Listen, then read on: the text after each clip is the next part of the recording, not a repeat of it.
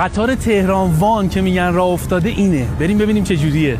این قطار صاف از راه آهن تهران میره شهر وان تو ترکیه و برمیگرده. الانم تنها قطاریه که میشه باهاش سفر خارجی رفت. ویدیو رو لایک کن تا بریم ببینیمش. ما این تور رو هفته پیش گرفتیم. کوپه‌های قطار 4 نفره بود و پذیرایی و نهار و شام هم داشت. ظهر ساعت 1 از تهران راه افتادیم و بعد از بازرسی گمرک وارد خاک ترکیه شدیم و رسیدیم شهر وان. اینجا انگار ایرانه، چون تقریبا تو خیابون همه ایرانیان. خوراک کسایی که میخوان سفر خارجی ارزون برن و فقط خرید کنن. هتلاش از شبی 2 میلیون تومان برای 2 نفر شروع میشه. هم 3 ستاره خیلی ارزون داره، هم لوکس و 5 ستاره. اگه کلمه وان رو کامنت کنی همین الان لیست قیمت تورش رو برات میفرستم. ما 4 شب تو این هتل موندیم که صبحونه هم داشت و تو مرکز شهر بود. یه روز رفتیم روی کشتی تفریحی وسط دریاچه وان که کلی خوش گذشت و هم ایرانی بودن. این تور از آژانس نامیگشت گرفتیم که چند وقتی دارن برگزارش میکنن. خونه گربه‌های چشم رنگی رو دیدیم که اگه از این شهر برن بیرون میمیرن. قلعه بزرگ وان و رستوران‌ها و کلاب‌های بزرگ با دیجی‌های معروف ایرانی چیزایی بودن که تو این شهر تجربه کردیم. 2 تا پاساژ تقریبا بزرگم بود.